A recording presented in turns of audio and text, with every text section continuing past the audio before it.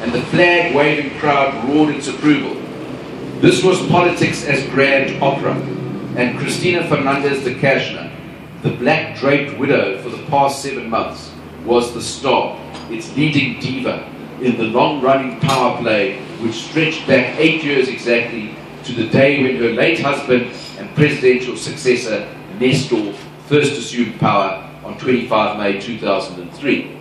In fact, the hymn, or the L, as it's called in Spanish, was not a reference to the Almighty, but in fact to the late Nestor, although in the charged atmosphere of the stadium in the city of Resistencia, in the far northern province of Chaco, the distinction between the deities was evidently blurred. Earlier that morning, on 25 May 2011, the diplomatic corps had gathered at the local Buenos Aires airport to board a government-chartered jet, and some 2 hours later had been delivered to the local cathedral for the religious service Te Deum, and we were now in the stadium for the President's address to mark the 201st anniversary of the Day of the Revolution, which set Argentina on the path to independence from the crumbling Spanish Empire of yore. That at least was the ostensible purpose of the commemorative event. But her speech and the banners in support of her governing Victory Front party, one of several factions of the split Peronist movement, which draped the venues, had all the sounds and appearances of a party political event in support of her yet-to-be declared presidential candidacy, which in fact she would announce in a few weeks' time.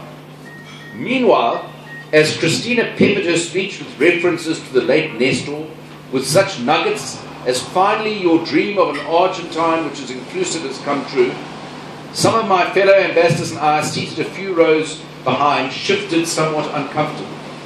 This was not simply because of the party political capture of an official state event. After all, it was familiar for me because I came from South Africa. More practically, we were enduring hours of endless speechifying from hard seats, facing an icy wind, and other than a stale roll on the plane some hours before, had been entirely without refreshment. Deliverance came from my immediate neighbor to the event, Pakistani Ambassador Naila Chauhan, who had wisely anticipated just such an eventuality. She generously shared with me her roti bread and other Eastern delicacies, which provided much needed fortification against the elements. After the event, replete with brass bands, military parades, and all the other panoplies of state, presidential handshake, the exchange of meaningless pleasantries, and then whisked to the airport for the flight back to the capital. Apart from marking my visit to my 10th province in Argentina, and about 90 seconds of presidential FaceTime, I had not accomplished much in the 9 hours since we had first assembled for the early morning departure.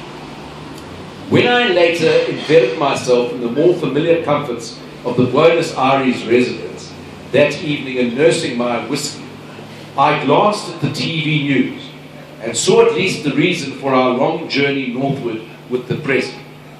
It was in the form of the most powerful Catholic in the country, the Cardinal of Buenos Aires, Jorge Bergoglio, delivering his Te Deum sermon from the pulpit of the splendid Buenos Aires Cathedral. But far from praising the President, he spoke against what he called the resentful vindications that seek to cover up their incapacity to offer creative and trust-inspiring alternatives. I had in fact met and shaken hands with Bergoglio some months before.